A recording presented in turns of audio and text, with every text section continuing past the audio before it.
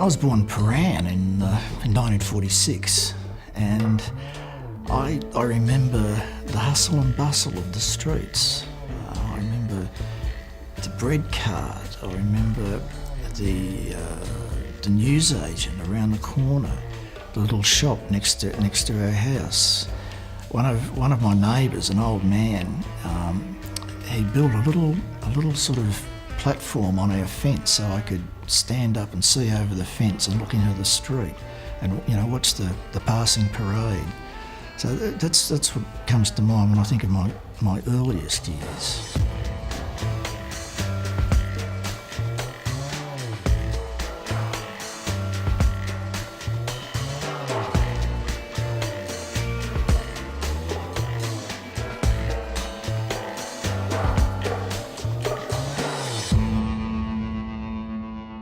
I was born in 1948, Anzac Day, 25th of April, and I was born in a refugee camp in Itzehoe in Germany, which is near Hamburg. My parents had fled Latvia separately. They met at the camp, and my mother had fled with her sister and her daughter, who's my half-sister, 8 years older than me. And my father left behind his wife and son. He was informed that they were both killed in a bomb blast. When we first came to Australia, we were in Bonegilla, which is pretty well known to most migrants of that period.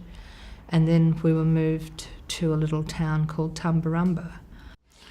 Well, I've only recently started thinking about, what my main concerns in my art are, because I've been doing it for, quite some time now.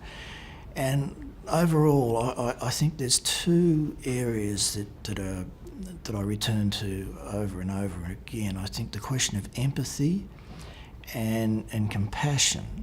I think they're two things that are central to my art making. I try and create images of if you like, love and inclusiveness, and that I think is a little bit different too to most outsider artists. I think most outsider artists, the work is more personal. They're not looking out as much. They're more looking into a marginalised existence, whereas, as I said, I've had quite a privileged life. I've had a rich family life, raised children, and I've seen the world, through the eyes of a family rather than, if you like, a tortured individual.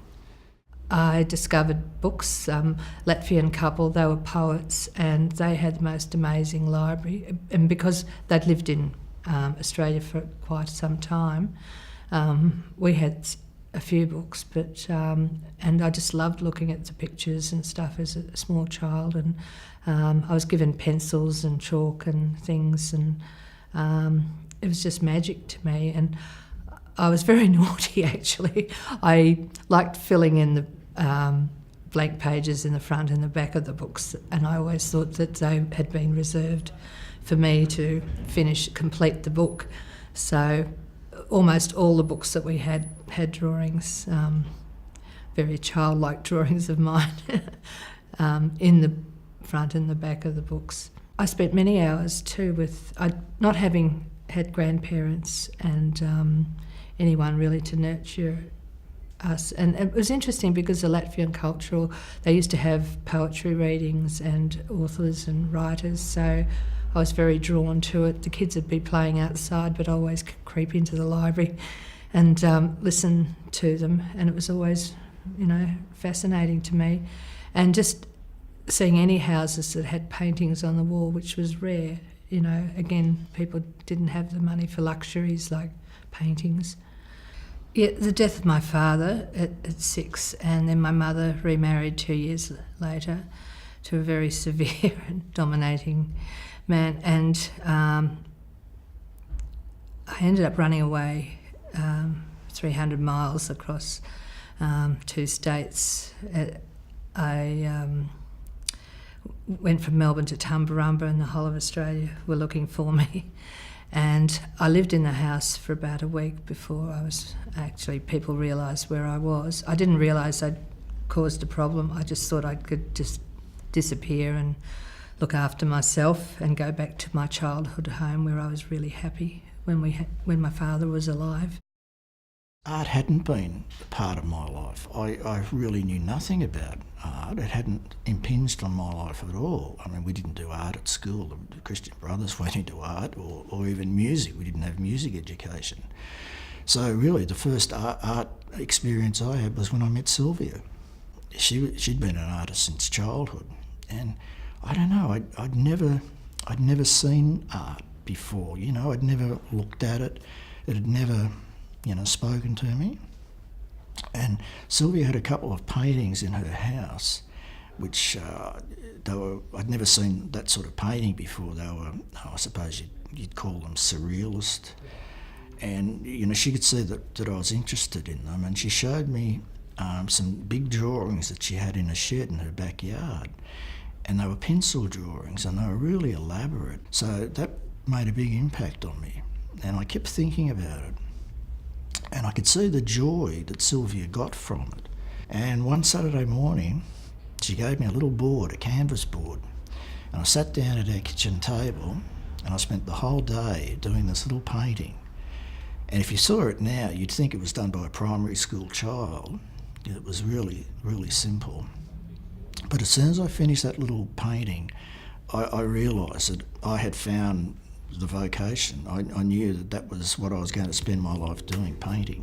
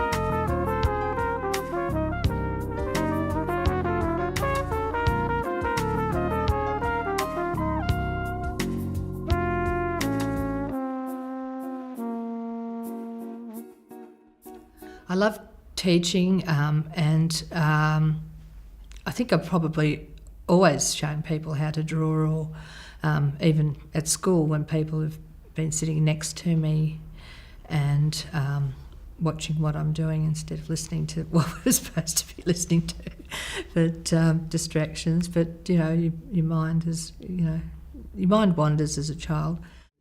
of all the modern art movements, in the mainstream, the surrealist one is the only one that I can relate to, because it's the only one that's really not formally based.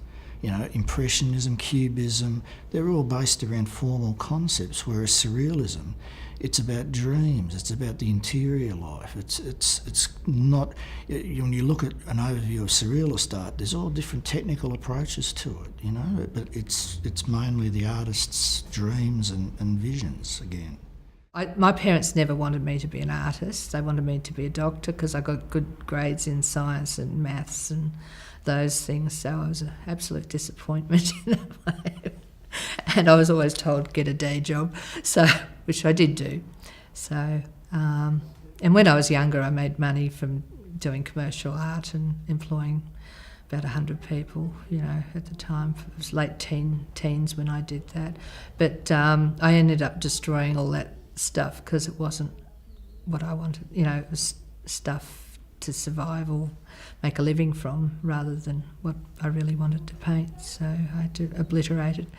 Well, initially I was more of a storyteller. I would have some sort of image in my mind, some memory, and I would try to evoke it in colour.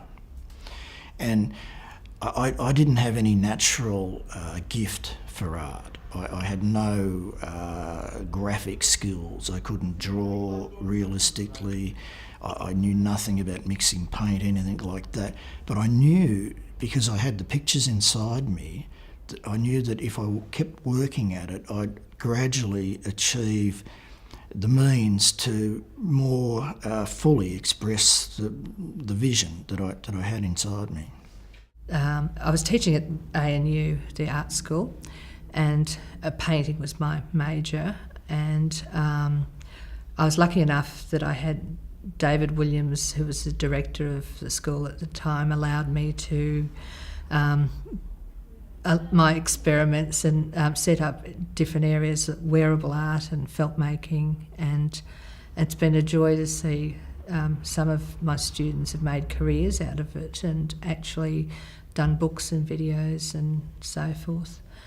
But I always move from different mediums. It's not enough just to do painting. I did printmaking, and I worked with etching, lithography, woodcuts and silkscreen, and did sculpture and furniture. The paintings sort of extended themselves. And I've probably best known as a teacher of colour and mixing colour, and I was pushing colour too, to the extent that I pushed it so far. One of my exhibitions, people were wearing 3D glasses to look at the paintings, so you get the same effect as you do on screen.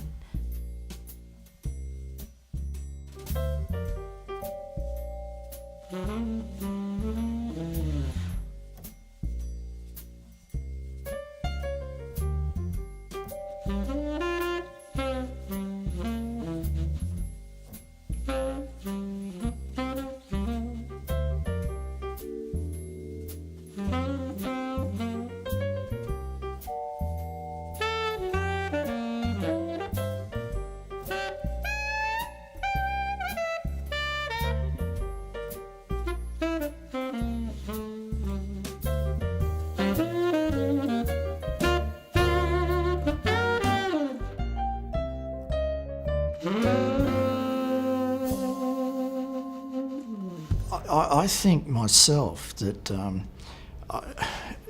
artists like us are really different to what most people think of as art, because we're not.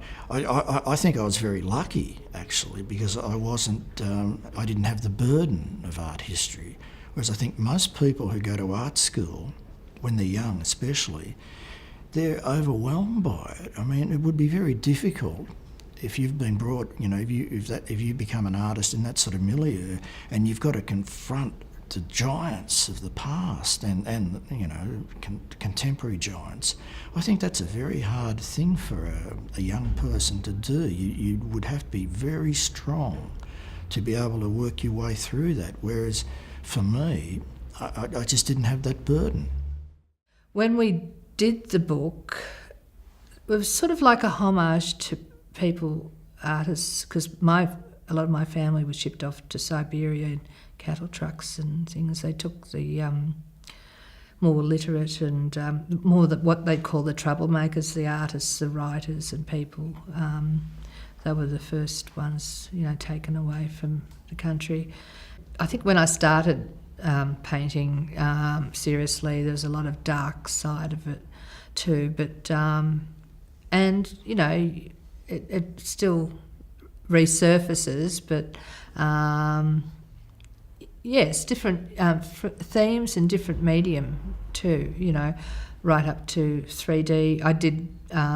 I went into dolls because, again, being a woman and being able to stitch and make things, they look like ceramics, but they're actually cloth dolls. And I did a whole, again, the horror of boat people, because we're all boat people basically that have come to this country, and what was happening to them back in the 90s. I did several exhibitions of that sort of stuff, but and nothing's changed. It's gotten worse. For a while Sylvia and I had studios in an art centre in Canberra, the Gorman House Art Centre, and it was interesting, but I didn't feel comfortable in that sort of setting, and I missed being in the landscape.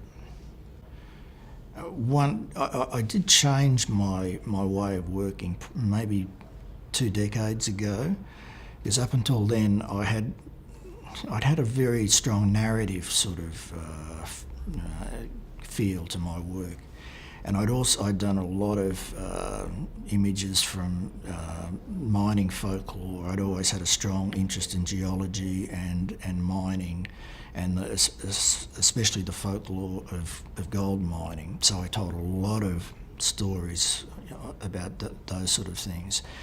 But then when I started printmaking, I came to think that narrative forms were much more appropriate to the graphic area, and I came to think of painting more as a means to access images which I wasn't sort of aware of.